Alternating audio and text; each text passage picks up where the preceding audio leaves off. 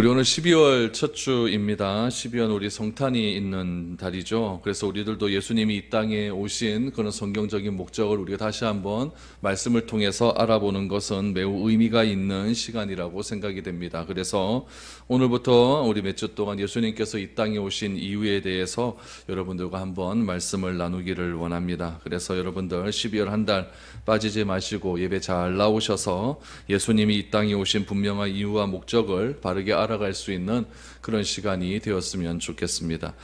누가복음 19장 말씀은 제가 우리 교회에 온 이후로 지금 오늘로 세 번째 하는 설교입니다. 첫 번째 설교를 할 때는 누구의 관점에서 했냐면은 삭개오의 관점에서 했습니다. 두 번째는 우리 변화의 관점에서 여러분들에게 설교를 했는데, 오늘은 예수님이 이 땅에 오신 그런 예수님의 관점에서 여러분들과 한번 말씀을 나누었으면 좋겠습니다. 먼저 1절 말씀 한번 보시죠. 예수께서 여리고로 들어가 지나가시더라 라고 말합니다. 예수님께서 여리고로 들어가셨습니다. 지금 예수님께서 여리고로 들어가셨다라고 하는 것은 예수님께서 지금 예루살렘의 마지막 입성을 앞두고 지금 갈릴리, 북쪽 갈릴리에 계시다가 남쪽에 있는 예루살렘으로 지금 가시는 길목에 여리고를 들어가신다라는 그런 말씀으로 여러분들 이해하시면 좋습니다. 예수님께서 북쪽 갈릴리에 계시다가 남쪽에 있는 예루살렘으로 가기 위해서는 요단강을 두 번 건너야 됩니다. 북쪽에 있는 요단강을 건너서 저쪽 요단 동편 쪽으로 이렇게 내려가시다가 다시 요단강을 건너서 예루살렘으로 들어옵니다. 왜냐하면은 강을 건너지 않고는 어느 땅을 지나가야 되냐면 사마리아 땅을 지나가야 되거든요. 사마리아 땅, 또 이스라엘 사람들이 굉장히 또 싫어하는 땅 아닙니까? 그렇기 때문에 굳이 이스라엘 사람들은, 유대 사람들은 사마리아 땅을 거쳐가기 싫어서 요단강을 이렇게 건너서 그렇게 예루살렘으로 들어가게 됩니다. 예루살렘으로 가는 도중에는 여리고를 그렇게 들어갈 필요는 없습니다. 들어갈 필요는 없는데 예수님께서 지금 여리고로 들어가셨다라고 하는 것은 특별한 이유가 있다라는 것을 암시하는 그런 대목입니다. 여리고로 들어가셨다, 이 말 하나만으로도 많은 기대감을 갖게 됩니다. 왜냐하면 예수님께서는 그냥 이유 없이 행동하신 적이 한 번도 없기 때문에 그렇습니다. 들어가실 때는 분명한 이유가 있다라는 이야기죠. 여리고로 들어가시는 것도 어떤 특별한 목적이 있기 때문이다라는 거죠. 우리말 성경에는 나와 있지 않지만 예수께서 여리고로 들어가 지나가시더라 라고 한 다음에 2절을 보시면은 뭐라고 이야기하냐면은 삭개오 이름이 바로 나오는데, 그 지나가시더라 라고 하는 말씀 다음에 2절을 시작할 때 삭개오라 라고 하는 말 앞에 뭐가 있냐면은 보라 라는 말이 있습니다. 보라. 여러분이 보라라고 하는 말은 무슨 특별한 일이 일어날 때나 주의를 집중시킬 때 사용되는 말입니다. 여러분, 요한복음 1장에도 보면 보라, 세상 죄를 지고 가는 하나님의 어린 양이로다 라고 세례 요한이 예수님을 소개할 때 그렇게 얘기하지 않습니까? 그냥 세상 죄를 지고 간다라고 하는 것이 아니라 보라. 오늘 여리고를 지나갈 때도 보라, 삭개오라 이름하는 이라고 말을 할 때는 예수님께서 틀림없이 여리고로 들어가면서 지나가실 때는 분명한 목적이 있다라는 것을 우리는 기억해야 됩니다. 특별히 이 여리고라고 하는 지역을 여러분 조금 이해를 하셔야 되는데, 구약에서의 여리고와 신약에서의 여리고는 다릅니다.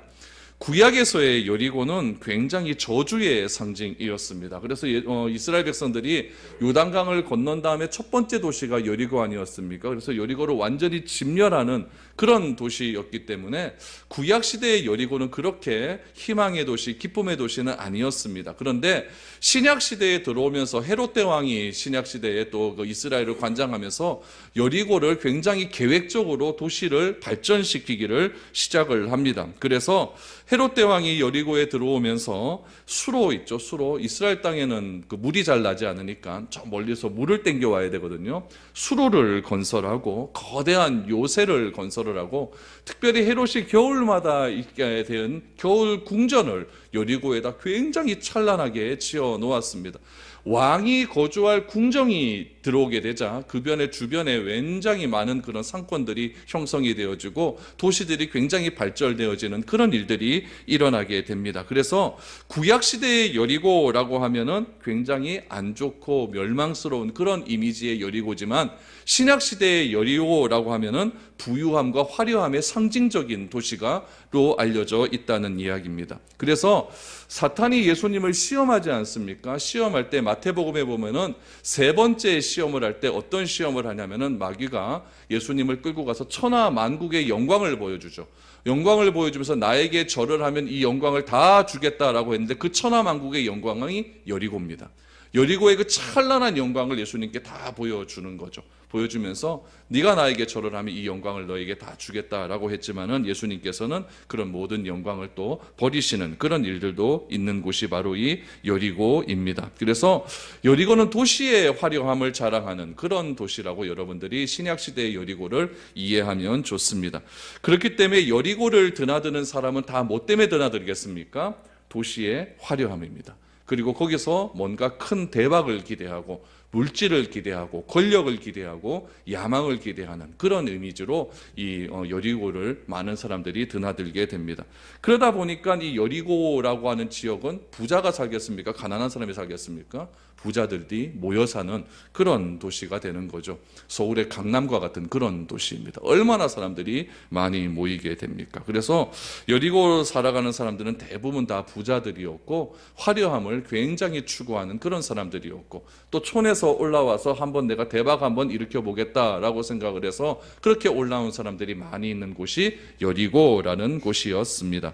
이런 배경으로 오늘 본문에 등장하는 한 사람 이 삭개오라고 하는 사람도 그런 인물이었다라는 것을 우리는 알 수가 있죠. 2절에 보니까 삭개오라 이름하는 자가 있으니 세리장이요 또한 부자라. 삭개오라고 하는 이름하는 자 그 앞에 뭐가 있다고요? 보라 집중하라는 이야기예요. 보라 삭개오라 이름하는 자가 있다라는 이야기죠. 그러면 여러분 오늘 본문 말씀에서 주인공은 누구겠습니까? 예수님입니까? 삭개오겠습니까? 예수님이라고 생각을 하셔야 됩니다. 그런데 오늘 주인공이 예수님이고 삭개오는 조연이죠. 주인공이신 예수님이 삭개오를 찾아오셨다라고 하는 맥락에서 오늘 본문을 이해해야 오류에 빠지지 않습니다. 예수님이 여리고로 들어가 지나가시더라라고 하는 말씀으로 본문이 시작됩니다. 왜 그럴까요? 예수님은 전능하신 하나님의 본체 아니십니까? 전능하신 하나님이십니다. 그렇기 때문에 여리고로 들어가서 지나가실 때에는 이곳에서 무슨 일이 있을지를 다 알고 계신다는 이야기죠. 이 복음서의 저자인 누가가 지금 예수님의 입장이 아니라 우리의 입장에서 복음서를 기록하고 있기 때문에 예수님의 전능하심을 강조하기보다는 예수님이 그냥 여리고로 들어가 지나가신다라는 것을 강조하는 것이지 원래 입장에서 보면 전능하신 예수님께서 특별한 목적이 있어서 여리고로 들어가 누구를 만나겠다라고 하는 말이 맞습니다. 맞는데 누가가 지금 이방인들을 향하여서 지금 복음서를 기록하고 있기 때문에 이방인들을 향해 복음서를 기록하고 있기 때문에 그냥 1절 말씀에서 예수께서 여리고로 들어갔다 지나가셨다라고만 이렇게 설명을 하고 표현을 하고 있는 것입니다. 예수님이 여리고로 들어가 지나가시니까 이제 놀라운 일이 벌어지게 되는 거죠. 그때 만나는 사람이 누구였냐면 삭개오라고 말합니다. 2절에 보니까 삭개오를 이렇게 표현합니다. 첫 번째 삭개오는 누굽니까? 부자였습니다. 그가 살고 있는 동네 자체가 부자입니다. 부자 동네입니다. 그러다 보니까 그 삭개오 또한 부자였습니다. 삭개오가 예수라는 분이 여리고로 지나가신다라고 하는 소문을 듣게 됩니다. 그 당시 예수님의 인기는 꽤 높았습니다. BTS보다 더 높았습니다. BTS 소개되니 가면 동네 오면은 9시 뉴스에 뜨거든요. 지역 뉴스에 뜹니다. 그 정도로 지금 굉장한 인기인데 오늘 예수님도 굉장한 명성을 가지고 있었죠. 벌떼처럼 몰려다니는 군중의 대부분이 예수님이 오신 참된 목적을 모르고 그저 겉으로 보이는 그분의 능력과 기적 때문에 따라다녔다라고 할 수는 있겠지만 사람들이 보기에는 예수님은 당시 어느 누구와도 비교할 수 없는 큰 인기를 가지고 있고 관심이 많은 사람이라는 것은 부인할 수 없는 사실이었습니다. 그런데 무엇 하나 부족할 것이 없고 아쉬울 것이 없어 보이는 부자 삭개오도 예수님이 어떤 분인지 궁금해서 한번 봐야겠다라고 생각을 한 겁니다. 여러분, 부자도 아쉬운 것이 있다는 이야기예요. 아무리 돈이 많다고 해도 아쉬운 것이 있고 뭔가 답답함은 있다라는 이야기죠. 지금 예수님을 따라다니는 수많은 군중들은 뭐 때문에 따라다니느냐? 몇 가지 이유가 있죠. 첫 번째는 기적입니다. 예수님이 막 기적을 일으키니까 기적 때문에 따라다니는 거고, 두 번째는 무엇입니까? 내가 무언가 이루고자 하는 소원이 있기 때문에 따라다니는 거죠. 병자는 그의 소원은 무엇이겠습니까? 병 고치는 거겠죠. 병 고치는 거죠. 뭐 사업이 안 되는 사람 뭐겠습니까? 사업 잘 되는 게 소원 아니겠습니까? 그런 소원과 어떤 기적 때문에 예수님을 따라다니는 사람이 많았다는 것은 결국 이 삭개오도 뭔가 부족함이 있다는 이야기예요. 뭔가 삭개오도 이들과 똑같은 목적으로 따라다닌다는 이야기죠. 돈이 아무리 많다 할지라도 자기에게 무엇인가 부족함이 있기 때문에 예수님을 쫓기 위해서 지금 따라다녔다. 예수님을 보기 위해서 애를 썼다라는 이야기입니다. 그런데 문제는 무엇입니까? 3절에 보니까 그가 예수께서 어떠한 사람인가 하여 보고자 하되 키가 작고 사람이 많아 할 수 없었다라고 말합니다. 삭개오의 신체적인 결함이 나옵니다. 키가 작았습니다. 작아도 그냥 작은 것이 아니라 굉장히 작았습니다. 굉장히 작았습니다. 여러분, 사람들이 많이 모이는 곳에 이렇게 한번 봤습니까? 저는 뭐 다른 사람보다 조금 큽니다. 그래서 요래 보면 다 보입니다. 다 보이는데 적은 사람들 보면은 힘들어해요. 그래가지고 막 앞으로 막 비비고 가려고 하든지 아예 보는 것을 포기해버리는 사람도 있습니다. 이 삭개오가 그러는 거죠. 삭개오가 키가 너무 작다 보니까 사람들 사이에 있으면 여리고를 지나가시는 예수님을 도저히 볼 수 없을 것 같은 생각이 든 거예요. 이 정도면 여러분 삭개오의 키는 매우 작았다는 것을 알 수가 있는 거죠. 그런데 삭개오가 포기하지 않죠. 4절을 보니까 앞으로 달려가서 보기 위하여 돌무화과 나무에 올라가니 이는 예수께서 그리로 지나가시게 되밀어라. 삭개오는 앞으로 달려가 보기 위해서 지금 무리보다 더 빨리 간 겁니다. 더 빨리 가서 돌무화과 나무 올라갔습니다. 우리 예전에는 무슨 나무로 배웠습니까? 뽕나무로 배웠어요. 교회를 잘 안 다니셨죠? 그렇죠? 뽕나무로 배웠어요. 실제로 여러분 뽕나무 다 알지 않습니까? 뽕나무 보면은 성인 남자가 이렇게 올라가면 금방 부러질 것 같은 이렇게 튼튼한 나무는 아닙니다. 여러분 뽕나무 열매 뭐예요? 오디 많이 먹잖아요. 그렇죠? 오디 딸 때 어떻게 땁니까? 막 흔들면 떨어지지 않습니까? 그렇죠? 그러니까 뽕나무가 저 같은 사람 올라가면 부사져요. 그렇죠? 막 흔들흔들거리고 힘든 거예요. 그래서 여러분 이 앞으로는 삭개오를 생각할 때 뽕나무를 생각하면 안 됩니다. 그 번역 잘못된 거예요. 무슨 나무냐면 돌무화과 나무가 맞습니다. 실제로 여리고에 가시면은 삭개오가 올라갔다라고 추정되는 돌무화과 나무가 어마어마하게 큰 게 있습니다. 그 정도는 올라가도 괜찮습니다. 괜찮았는데 뽕나무 잡고 올라가다는 여러분 허리 다칩니다. 큰일 나요. 그래서 여러분 이제부터 삭개오를 생각할 때는 뽕나무가 아니라 무슨 나무? 돌무화과 나무다 이렇게 생각을 하셔야 됩니다. 삭개오는 판단력이 굉장히 빨랐던 거죠. 예수님이 여리고로 들어가는 입구에서 들어가서 지나가신다 그러니까 예수님께서 지나가시는 어떤 행로를 미리 예측한 사람이에요. 삭개오는 판단력이 굉장히 빨랐던 것 같아요. 또한 삭개오는 여리고의 길을 굉장히 잘 알고 있었던 것 같아요. 그래서 예수님께서 지나가시는 그 길을 보니까 어디로 갈 것이라는 거 예측이 딱 된 거죠. 그래서 그 길을 통해서 가다 보면 무슨 나무가 있다는 걸 압니까? 돌무화과 나무가 있다는 걸 아니까 미리 올라가 있었던 거죠. 올라가서 딱 보고 있으니까 예수님이 지나가시는 것을 보게 되었다라는 이야기죠. 여러분 삭개오가 2절 말씀해 보니까 부자라는 말 앞서서 직업이 나옵니다. 직업이 뭐예요? 세리장입니다. 세리장을 하려면 여러분 상황 판단이 굉장히 빨라야 될 것 같은 생각도 들어요. 왜냐하면 아무리 내가 낼 세금이라 할지라도 세금 낼 때는 아깝습니까? 안 아깝습니까?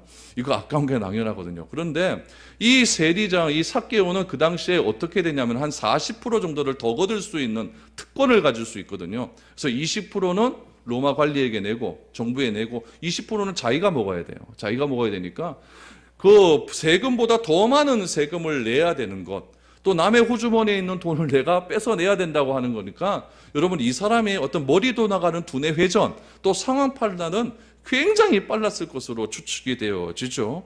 또한 삭개오는 한번 결심한 것이 있으면 반드시 그 일을 풀어내야 되는 그런 성격의 소유자였던 것 같아요. 그래서 이 삭개오는 관계 중심은 안 됩니다. 왜냐하면 키가 너무 작다 보니까 사람들이 키 작은 사람 별로 안 좋아해요. 너무 작다 보니까.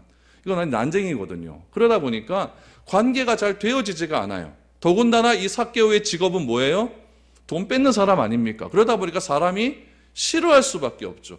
그러다 보니 이 사람이 살아남기 위해서는 어떤 중심이 되어야 되냐면 관계 중심보다는 결과 중심, 목적 중심으로 살아갈 수밖에 없다는 이야기예요. 일 중심으로부터 살아갈 수밖에 없다는 이야기죠. 그런 삭개오였기 때문에 자기가 예수님을 봐야겠다라고 생각을 하면은 머리에 벌써 지도가 다 그려지는 거죠. 다 그려지는 거고 예수님의 동선이 다 그려지는 거고 그럼 내가 어디로 가야겠다. 어떻게 해야 내가 예수님을 볼 수 있겠다라고 하는 그런 생각이 빨리 정리가 되는 그런 사람이었다는 이야기죠. 당시 유대인들 사회에서도 세리장만큼 욕을 많이 먹는 사람이 드물었습니다. 과도한 세금 매겨서 다른 사람의 주머니를 토색하는 것 기본이고 특별히 여러분 이 삭개오는 유대인 아닙니까? 유대인이었기 때문에 유대인은 매국노 취급을 받으면서 온갖 멸시를 다당하는 그런 직업이 바로 이 세리장이었습니다. 무엇 생각하면 되냐면은 일제강점기 시대의 친일파 생각하면 똑같은 겁니다. 다른 사람과의 친밀한 관계보다는 철저하게 자신의 야망에 사로잡혀서 성공을 중요하게 여겼던 사람이 바로 이 삭개오였습니다. 이렇게 자존심 강한 삭개오가 예수님 보기 위해서 돌무화과 나무로 올라갑니다. 키 작은 사람이 여러분 그 큰 돌무화과 나무 올라가려고 낑낑 매고 올라가는 모습을 보십시오. 얼마나 이건 우스꽝스럽겠습니까? 얼마나 자존심 상하는 일이겠습니까? 사람들은 생각했을 겁니다. 평소에는 돈에 미쳐서 환장해서 살더니 이제 예수님 만나서 한민천 더 잡으려나 보지? 이런 생각 안 하겠습니까? 그런 생각을 사람들이 많이 했었을 것 같은데 삭개오는 그런 거 중요하지 않습니다. 일단 일 중심이고 목적 중심이고 결과 중심이기 때문에 그런 주변의 사람들의 이목 중요한 것이 아니라 일단 목적을 달성하는 게 중요한 거겠죠. 그래서 나무로 빨리 올라가게 되었던 겁니다. 그런데 놀라운 일이 벌어집니다. 5절을 보십시오. 예수께서 그곳에 이르사 쳐다보시고 이르시되 삭개오야 속히 내려오라 내가 오늘 내 집에 유하여야 하겠다 하시니 오늘 본문 말씀이 요절입니다. 여러분 요절이에요. 여러분 오늘 이 5절 말씀을 대수롭게 여기시면 안 됩니다. 예수님의 이 한마디의 말씀 속에 그분의 전지전능하심과 죄인을 향한 사랑이 충만하게 계시되고 있음을 우리는 알 수가 있습니다. 예수님이 삭개오를 향하여서 뭐 어떻게 얘기하냐면은 삭개오야 이렇게 이름을 먼저 부르십니다. 이전에 예수님이 삭개오 만난 적 있습니까? 한 번도 없어요. 그런데 예수님은 처음 만난 사람의 이름을 아십니다. 아세요. 예수님은 삭개오를 보자마자 단번에 그의 이름을 부르셨다라는 거예요. 정확하게 알아보셨다라는 이야기예요. 이것이 예수님의 전지전능하심을 보여주는 대목입니다. 저는 이게 잘 안 돼요. 제가 지금까지 거쳐온 교회의 성도님들 수를 가만히 한번 생각을 해봤어요. 이거 하면 한 2,000명 가까이는 안 되겠나 싶어요. 그분들은 저 알죠, 그렇죠? 근데 저는 그분들의 이름 다 보겠습니까, 모르겠습니까? 저는 잘 모르거든요. 식당에서 한번 이래 보면은 그분이 저한테 와서 인사를 이래 하면 저는 잘 모를 때가 있거든요. 모를 때가 있어요. 그러면 그러려니 하고 그냥 그러면 되는데 막 삐지 갖고 그냥 됐습니다 하고 나가버리면 곤란하다는 얘기예요. 그렇죠? 여러분들도 혹시 제가 잊어먹더라도 그렇게 하지 마십시오. 여러분 사람은 잊어먹어요. 사람은 잊어먹고 몇 번 만난 사람도 그 사람과 특별한 관계가 되지 않으면 잊어버릴 수가 있다는 거예요. 그런데 예수님은 어떤 분이시냐? 예수님은 한 번도 보지 않는 사람의 뭘 아세요? 이름을 알고 계세요. 한 번도 보지 않은 사람의 이름을 알고 계신 그 예수님이 매주 나와서 예배드리는 우리들의 이름은 어떨까요? 정확하게 알고 계십니다. 정확하게 알고 계세요. 예수님은 삭개오야 라고 부릅니다. 예수님의 전지전능하심을 보여주는 대목이에요. 예수님은 모든 것을 다 알고 계신다. 무엇까지요? 한 번도 보지 못한 그분의 이름까지, 그 사람의 이름까지도 다 알고 계신다라는 거예요. 왜 그렇습니까? 예수님은 우리를 창조하신 분이시기 때문에 그래요. 예수님은 그 창조주의 능력으로 전지전능하심으로 삭개오에게 얘기합니다. 삭개오야 속히 내려오라, 속히 내려오라. 여러분 이 속히 내려오라 라고 하는 것은 그냥 돌무화과 나무에서 내려오라 이렇게 생각하면은 이건 너무 유치원스러운 발상이죠. 삭개오야 속히 내려오라 라고 하는 것은 무슨 말이냐면은 단지 키 작은 사람이 나무 위에 올라갔으니까 조심해서 내려오라 이런 의미가 아니라는 이야기예요. 삭개오야 내려오라 라고 하는 것은 내가 너를 다 알고 있다라는 거예요. 무엇을 통해? 내 이름을 부르는 것 통해. 내가 너 다 알고 있다. 지금까지 너는 돈 밝히는 세리장으로 살아왔기 때문에 사람들로부터 멸시와 천대를 받고 모든 사람들로부터 죄인으로 인식되며 살아왔는데 죄인의 그 자리에서 이제는 내려와라 이 얘기예요. 죄인의 자리에서 내려와라. 삭개오는 단순히 뭐 때문에 예수님을 만나고자 그렇게 애를 썼습니까? 호기심이었어요.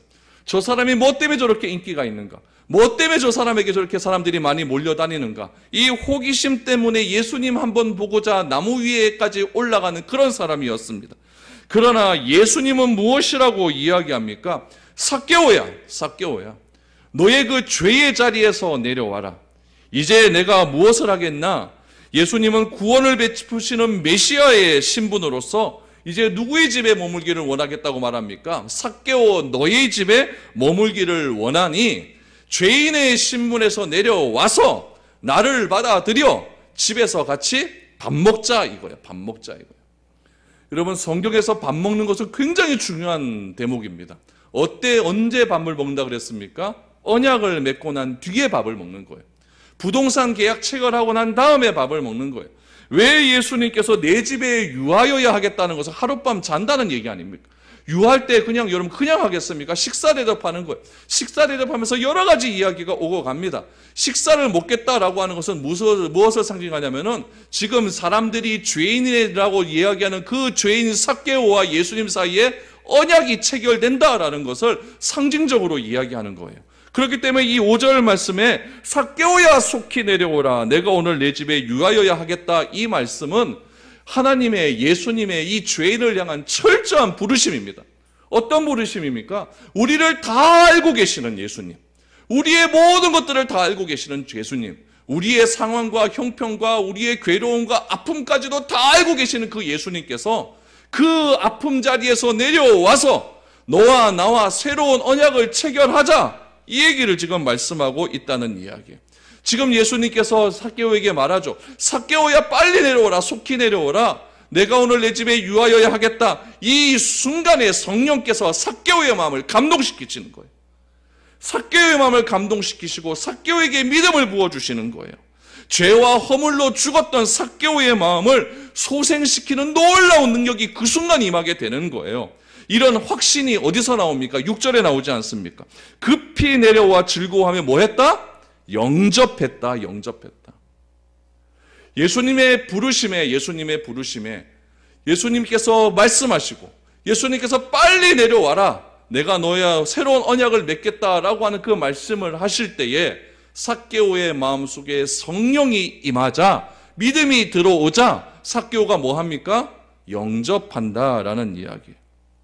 평소에 사람들로부터 지탄받아 그가 주의 시선을 전혀 아랑곳하지 않고 급히 나무에서 내려와 즐겁게 예수님을 영접합니다. 즐거워하며 영접하거늘 여러분 예수님을 영접하는 자는 이미 하나님의 자녀가 되는 권세를 받았음을 믿으시기를 바랍니다. 이건 놀라운 특권입니다. 그렇다면 예수님이 삭개오야 속히 내려와라 라고 하는 말씀을 하시는 그 순간 삭개오는 누구의 자녀가 되었습니까? 하나님의 자녀가 된 겁니다. 그래서 오늘 본문을 절대 오해하면 안 된다는 이야기예요. 삭개오가 예수님을 만나려는 마음이 너무나 간절했기 때문에 그가 구원을 목적으로 예수님을 찾으려고 필사적으로 노력했기 때문에 하나님의 구원을 경험했다 이렇게 생각하면 안 된다는 이야기예요. 왜 그러느냐? 본성적으로 우리 인간이라고 하는 죄인은요 예수님을 찾으려는 마음이 1도 없습니다. 조금도 없어요. 사람이라고 하는 존재는요 죄인은요 절대 예수님 찾지 않습니다. 예수님을 믿고 싶은데 예수님이 안 만나준 자 그런 경우도 없습니다. 그런 경우도 없어요. 죄인의 상태는요 어느 누구도 예수님을 찾으려 하지도 않고 이름도 안 부릅니다. 그게 죄인의 특성이에요. 다만 세상 사람들이 어떤 특수한 목적을 가지고 호기심에서 예수님을 찾을 때가 있습니다. 전심으로 예수님을 찾는 죄인은 없다는 이야기예요. 본문의 삭개오가 그랬다라는 이야기. 그럼에도 불구하고 예수님은 그런 호기심에 비롯된 계기를 통해서 무엇을 하십니까? 그를 구원시키는 거예요. 그래서 여러분들이 믿지 않는 사람 한 사람 데려오는 것이 그래서 중요하다는 이야기. 그 사람은 절대 안 찾아옵니다. 교회 누가 찾아옵니까? 그러나 어떤 계기를 통해서 그 사람이 한번 교회에 발을 디딛고 어떤 계기와 호기심을 통해 복음이 들어가게 되면은 그 사람이 예수 믿을 가능성이 있다는 이야기죠. 여러분, 교회 안에 여러분들 한번 가만히 한번 이야기 한번 해보십시오. 나는 어떻게 예수님 믿게 되었는가? 얼마나 다양한지 모릅니다. 12월 달 되면 뭐 있습니까? 성탄절 되잖아요. 성탄절 되면은 여러분, 저 고등학교 다니고 중학교 다닐 때는 뭐 때문에 교회를 왔냐면 예수 안 믿는 애들이 합법적 외박이 허용되니까 오는 거예요. 뭐예요? 올라이트가 있었어요. 합법적 외박입니다, 이거는요. 집에서 교회 올라이트 한다 그러면 다 합법적으로 이거는 집에서 다 허락하신 거예요. 그래서 교회 우연히 왔다가 예수 믿는 사람 있습니까? 없습니까? 있어요. 어떤 사람은요, 여자친구를 만나게 되는데 이게 예수 믿는 애예요. 근데 이 여자친구가 이거 죽어도 나는 예수 안 믿으면 니하고 안 만나고 교회 안 다니게. 그래서 하는 수 없이 교회 나왔다 세례받고 예수 믿는 사람 있습니까? 없습니까? 있어요. 어떤 사람은요, 기독교 비판하려면 뭘 알아야 됩니까? 기독교를 알아야 되죠. 그럼 뭐 읽어야 돼요? 성경 읽다가 성령 세례 받은 사람이 있어요. 대표적인 경우가 이어령 전 문화부 장관이에요.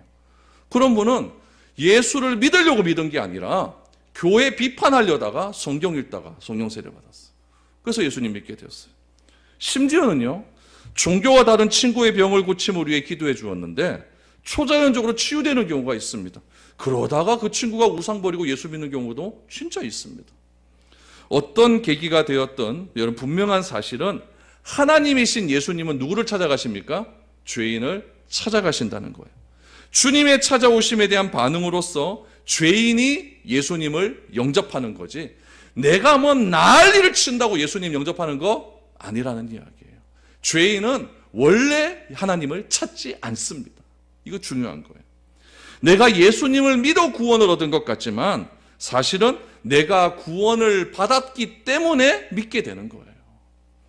우리처럼 믿음의 비밀을 모르는 불신자들에게는 어쩔 수 없이 예수님을 믿으라고 구원에 대한 이야기를 해 주어야겠죠. 그러나 하나님의 말씀을 내가 알고 보니, 하나님의 자녀가 되고 보니, 말씀이 전해질 때에 성령께서 그 말씀을 통해 내 안에 구원을 하는 믿음을 심어주심으로 내가 예수님을 믿게 되었다라고 하는 사실을 분명히 해야 됩니다. 그래야 오늘 본문에 오해가 없고 우리가 아는 성경 말씀에 오해가 없습니다.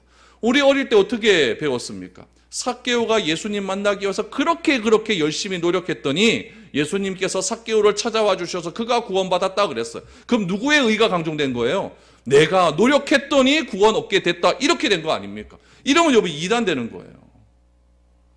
우리가 구원받는 데는 나의 의는 하나도 없습니다. 나의 행함은 하나도 없어요. 철저하게 하나님의 100% 하나님의 은혜입니다. 하나님이 나를 찾아와 주시고 내가 하나님의 말씀을 들을 때에 하나님의 성령이 나에게 감동시켜 주셔서 내가 예수를 그리스도라고 믿을 수 있는 은혜를 주신 거지, 내가 뭐 얼마나 찾아야 하나님이 날 찾아오겠습니까? 내가 얼마나 하나님께 부르짖어야 하나님이 날 찾아오겠습니까? 그거 아니라는 이야기예요. 그러므로 참된 믿음으로서 예수님을 영접한 죄인은 뭐가 나타나게 되냐면은 행함이 나타나게 되어 있습니다. 이것이 믿음과 행함의 관계예요. 오늘 본문의 말씀에도 보니까 이 삭개오가 예수님을 통한 구원의 놀라운 은혜를 경험하게 됩니다. 그러니까 어떻게 되느냐? 구체적인 반응이 나타나요. 8절을 보십시오. 삭개오가 서서 주께 여짜오되 주여 보시옵소서, 내 소유의 절반을 가난한 자들에게 주겠사오며 만일 누구의 것을 속여 빼앗은 일이 있으면 네 갑절이나 갚겠나이다. 평생 돈만 밝히던 삭개오의 입에서 놀라운 말이 막 쏟아져 나오기 시작합니다. 여러분, 그 부자 땅인 여리고에서 남의 돈 빼앗기 위해서 그렇게 술수로하고 오로지 목적 중심으로 다른 사람이 상처를 입든지 말든지 그 사람이 그 돈 내는 것 때문에 망하든지 말든지 어떻게든 상관없이 오로지 자기의 목적과 결과만을 위해서 살아왔던 그 돈 가치가 최고의 가치였던 삭개오의 입에서 지금 이런 얘기가 터져 나옵니다. 어떻게 말합니까? 결단을 보면 여러분, 이 놀라운 결단 아니겠습니까? 오늘 우리가 녹아보면 19장 말씀을 보고 있는데 18장에 보면 이 삭개오하고 똑같은 인물 하나 나옵니다. 부자 청년이 예수님을 찾아와요. 부자 청년인 예수님 찾아와서 예수님께 얘기하죠. 내가 모든 거 다 지켜 행했습니다. 근데 어떻게 행하여 내가 구원 얻겠습니까? 영생 얻겠습니까? 예수님 말씀하시죠. 하나님 사랑해라, 이웃 사랑해라. 그랬더니 이 부자 청년이 내가 그거 다 지켰으면 그럼 네가 가진 거 다 팔아서 가난한 이웃들에게 나누어주고 나를 쫓아라 그랬더니 이 부자 청년이 어떻게 합니까? 근심하며 떠나갔더라. 한 부자에 대한 이야기를 하는 거예요. 근데 19장에 넘어서 또 한 사람의 부자를 얘기해요. 그 부자는 어떠합니까? 삭개오야 속히 내려오라. 내가 너희 집에 유하여 하겠다. 이런 예수님의 말씀을 들을 때에 성령이 그에게 감동시킴을 통하여 그의 마음이 완전히 변화되게 만들고 하나님의 자녀로서 놀라운 권세를 허락하여 주시는 것 아니겠습니까?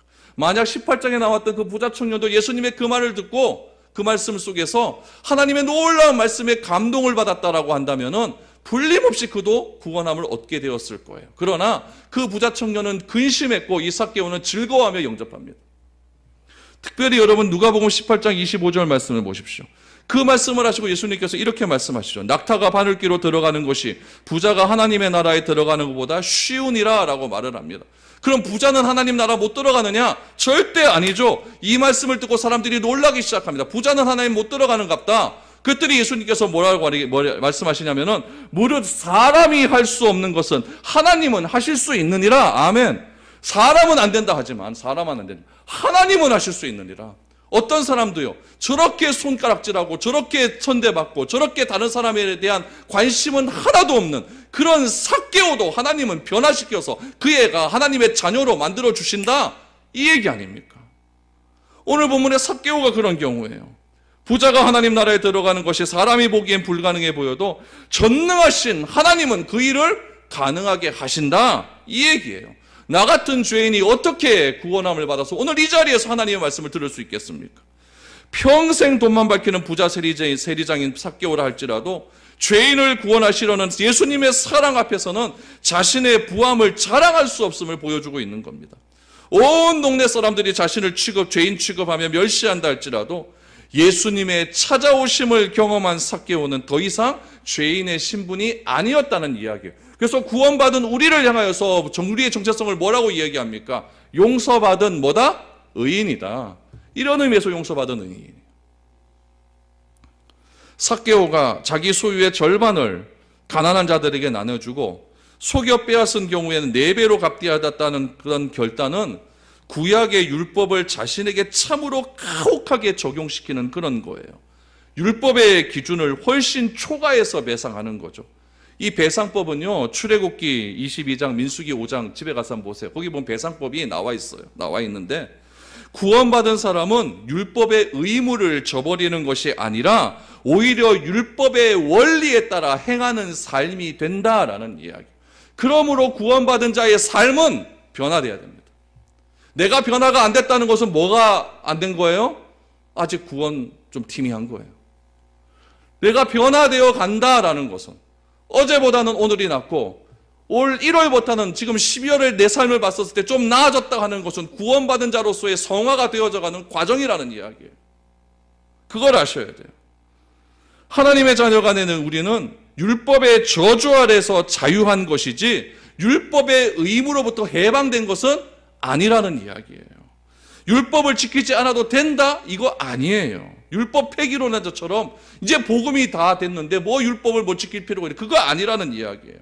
본문의 삭개오처럼 율법의 말씀을 따라 하나님을 사랑하고 이웃을 사랑함으로 섬겨야 된다는 이야기예요. 그것이 율법의 기본 정신 아니겠습니까? 그것이 나의 물질이든지 시간이든지 그것을 가지고 성도를 사랑하고 우리 교회 성도들을 사랑하고 믿지 않은 자를 사랑하는 것 그렇게 해야 반드시 그렇게 할 때 하나님 나라의 백성임이 이 세상 속에서 내가 드러날 수가 있다는 이야기입니다. 그렇지 않고는 내가 단지 교회에 출석한다는 이유로 내가 신앙생활 오래 했다는 이유로 직분 가지고 있다는 이유로 하나님 나라에 들어와 있다라고 착각하면 안 된다는 이야기예요. 오늘 보면 7절 말씀을 보십시오. 이렇게 착각하는 사람들이 어떻게 반응을 합니까? 무사람이 보고 수군거려 이르되 저가 죄인의 집에 유하로 들어갔도다 라고 말합니다. 당시 세리들은 죄인 취급당했기 때문에 예수님이 삭개오의 집에 들어가는 행위는 당연히 문제가 될 수 있습니다. 죄인과 유대인이 같은 자리에 있는다? 이거는 굉장히 문제가 되는 그런 행위였거든요. 그런데 이들의 수군거림을 한번 주목하십시오. 자신의 눈에 박힌 들보는 보지 못하고 타인의 눈에 묻은 티만 보는 행위입니다. 뭐라고 이야기합니까? 저가 죄인의 집에 유하로 갔도다. 이 사람을 뭐라고 이야기합니까? 뭇사람이라고 해요. 뭇사람. 누굽니까? 바리새인들이에요. 누굽니까? 예수님이 누군지 알지 못하고 자기의 소원과 자기의 목적을 위해서 따라다니는 그 사람들이에요. 그 사람들이 예수님이 한 죄인을 구원하시기 위해서 삭개오의 집에 들어간 것을 향하여 그 행위를 판단하고 있지 않습니까? 여러분, 오래 다니는 것이 중요한 것이 아니에요. 내가 어떤 중대한 직분은 그게 그게 우리의 신앙의 목표가 되어서는 안 돼요. 우리의 신앙의 목표는 내가 예수를 믿어 하나님의 자녀가 되고 내가 하나님의 자녀가 되는 권세를 받았다고 한다면 내 삶이 어떻게 변화가 되어야 하는가, 거기에 초점을 맞춰야 돼요. 내 삶의 변화를 통하여 어떻게 하나님 나라를 드러낼 수 있는가, 거기에 초점을 맞춰야 된다는 이야기예요. 근데 이런 일들이 자꾸 이상한 쪽으로 흘러가 버리니까 예수 믿는 사람들이 그렇게 욕을 맞고 손가락질 받는 것 아니겠습니까? 예수님은 말합니다. 10절 말씀을 보니까 인자가 온 것은 잃어버린 자를 찾아 구원하려 함이니라 라고 말을 합니다. 예수님을 경험하고 예수님을 알게 되고 예수님을 믿게 되고 예수님을 통하여 하나님의 자녀가 된 그가 율법에 의지하여서 하나님 말씀에 의지하여서 내가 남의 것을 토색한 일이 있으면 내가 율법의 규율대로 다 하겠습니다 라고 변화의 마음을 보이자 예수님이 이 땅에 오신 목적을 분명히 말씀합니다. 그 목적이 무엇입니까? 10절에 보니까 인자가 온 것은 잃어버린 자를 찾아 구원하려 함이니라. 아멘. 지금 예수님이 어디 가시는 길이라고 그랬죠? 예루살렘 가시는 길이라고 했습니다. 예루살렘에 왜 가십니까? 십자가지로 가시는 거예요. 예루살렘 속으로 가기 위해서 여리고는 꼭 들어가지 않아도 되는 도시입니다. 그냥 돌아가면 되는 도시예요. 외곽도로가 있어요. 그렇지만 여리고의 하나님의 나라의 백성이 될 잃어버린 자 삭개오를 구원하기 위해서 구령의 열정을 가지시고 오늘 1절 말씀처럼 들어가서 지나가시고 보라 삭개오가 있다. 삭개오가 있다. 보라 삭개오가 있다. 이처럼 십자가의 길은 무슨 길입니까? 고난받고 핍박받고 어지러운 십자가의 길입니까? 아니에요. 물론 그런 길일 수 있지만 십자가의 길은 잃어버린 영혼을 찾아 구원하는 길이었습니다.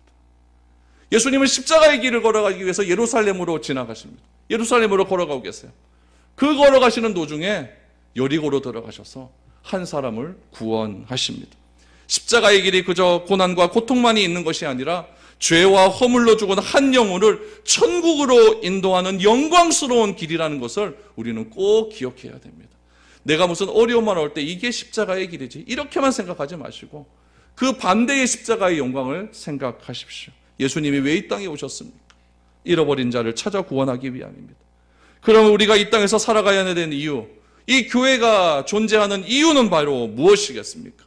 인자가 이 땅에 온 이유는 죄와 허물로 죽은 한 영혼을 살려내기 위함인데 우리가 성공하려고 필사적으로 발부둥치는 그 이유가 도대체 어디에 있는 겁니까? 큰 집 얻으려고요? 좀 더 편안한 삶 살려고요? 그게 아니잖아요. 우리를 향한 주님의 이 질문에 깊이 묵상하시기 바랍니다. 이번 한 주간의 삶도, 한 해를 마무리하는 12월 한 달간의 삶도 우리도 십자가의 길을 걸어간다고 한다면 한 영혼을 구원하고자 내가 어떠한 애를 써야 되는가? 거기에 여러분 우리의 모든 것을 거십시오. 예수님이 그렇게 걸어가셨던 것처럼 우리도 그러한 삶을 걸어갈 때에 주님의 십자가를 지고 우리도 한 걸음 한 걸음 그렇게 걸어갈 수가 있는 겁니다. 여러분, 교회의 목적, 우리의 목적이 이런 것이라는 것을 기억하시고 항상 우리 하나님께 감사하시면서 십자가의 길을 영광스럽게 걸어갈 수 있는 저와 여러분 될 수 있기를 축복드립니다.